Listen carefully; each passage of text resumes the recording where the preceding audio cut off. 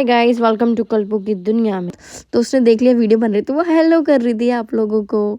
And वो मुझे जैसे मैंने उसको नीचे उतारा फ्लाइंग ऐसे करके बच्चा रिएक्ट करता है। चाय मैं ऑलमोस्ट पी चुकी हूँ। एक्चुअली क्या है, मुझे अभी नाश्ता करने का तो टाइम नहीं मिला, तो मैं फटाफट चाय पी के निकलने वाली थी। और ये है मेरा look. How is it? Please comments में ज़रूर बताना कि मैं कैसी लग रही हूँ। और अब मैं निकलने की तैयारी में कर रही हूँ क्योंकि मुझे टाइम से निकलना है। आज मेरी मार्केट थोड़ी सी दूर है, इतनी दूर भी नहीं है बट दूर है। एंड मैं यहाँ पे फटाफट रेडी हो के मैं निकल गई हूँ। मैंने रैपिडो बुक कर लिया है और रैपिडो वाले भैया यही थे, वो आए और फिर मैं यहाँ पे फटाफट पहुँच गई अपने लोकेशन में। आप मुझे कमेंट्स में बताना ये कौन सी ब्रांच है, ठीक है। बीकेडी की कौन सी ब्रांच है मुझे ज़रूर बताना आप लोग। एंट्री करने के बाद मैं अंदर चली गई अपनी स्टाफ से मिलने के लिए। एक्चुअली क्या हमारे रिटेल में बीए बोलते हैं। BA means beauty advisor. And आपका प्रमोटर बोलते हैं जो ब्रांड को प्रमोट करते हैं। सो 2 नेम होता है बट डिफरेंट कैटेगरीज़ के होते हैं बेसिकली। आपको मैं स्टाफ इसलिए बोल रही हूँ जिससे कि आपको ईजी टू समझ आए, इसलिए। यहाँ पे मैं इससे कुछ क्वेरी कर रही थी। इसके गैप थे काफ़ी जगह पे, कुछ नाम इसको नहीं पता चल रहा था, जैसे टैगलाइंस नहीं पते थे।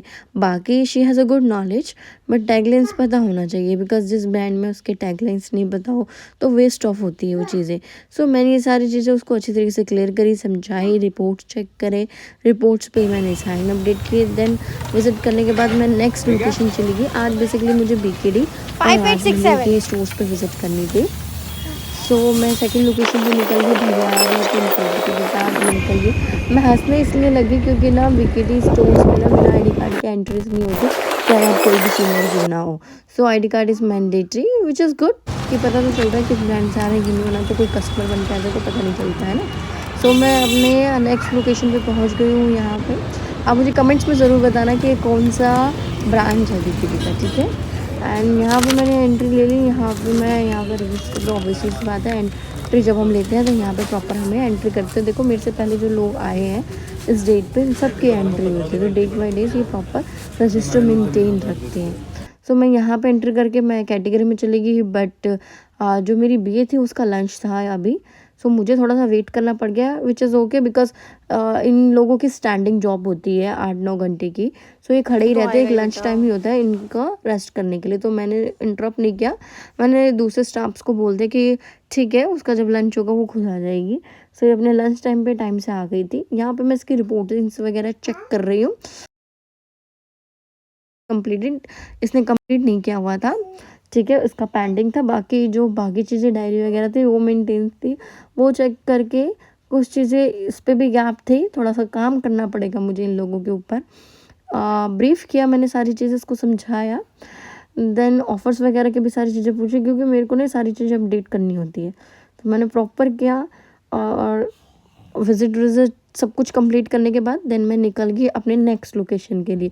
वो मेरे पीछे आके फिर भी कुछ क्वेरी उसकी रह गई थी, उसने अपनी चीज़ें कंप्लीट करी। देन मैं उससे फ्री होके वहाँ से एग्ज़िट हो गई।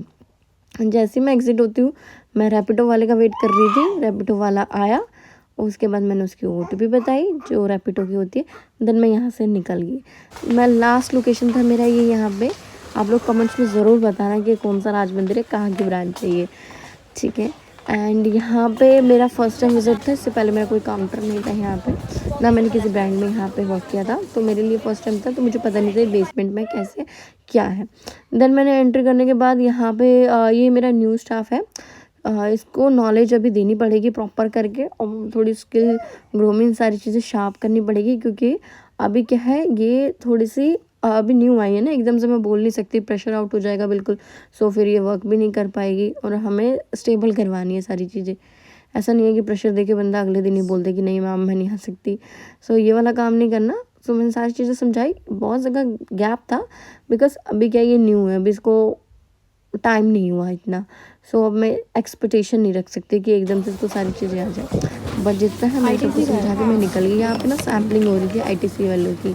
सो मैंने ये ना कल खुद ही ऑनलाइन मंगा के खाया था, और आज ही मुझे फेस दिख गया।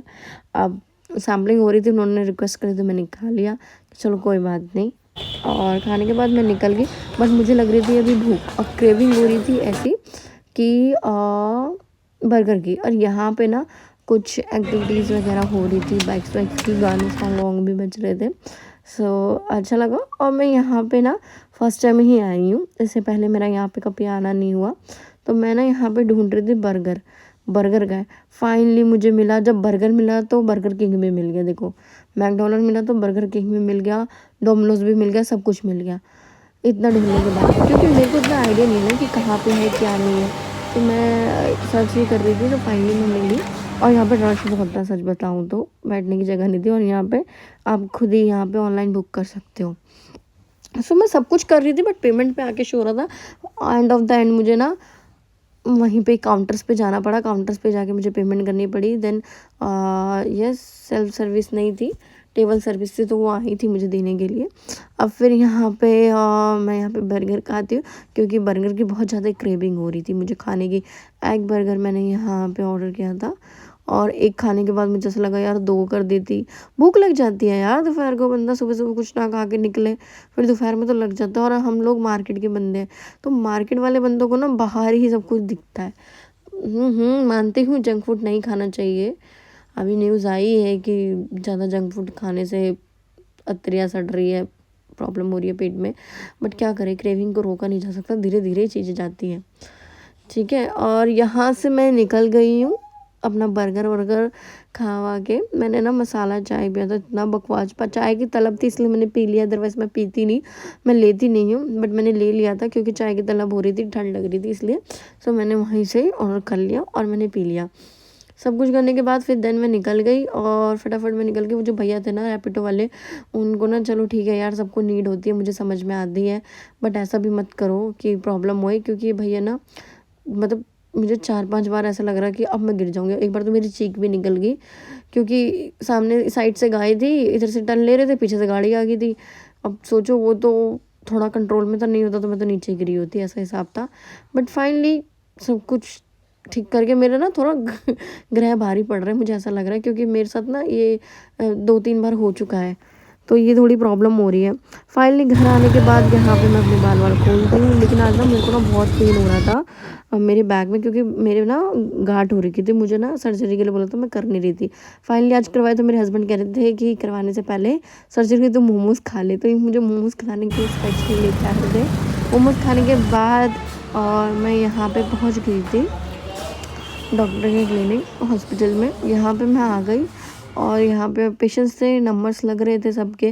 देखो प्राइवेट में भी नंबर्स लगते हैं भाई, टाइम लगता है। फिर लेबर रूम के ऊपर ही लेके गए थे मुझे।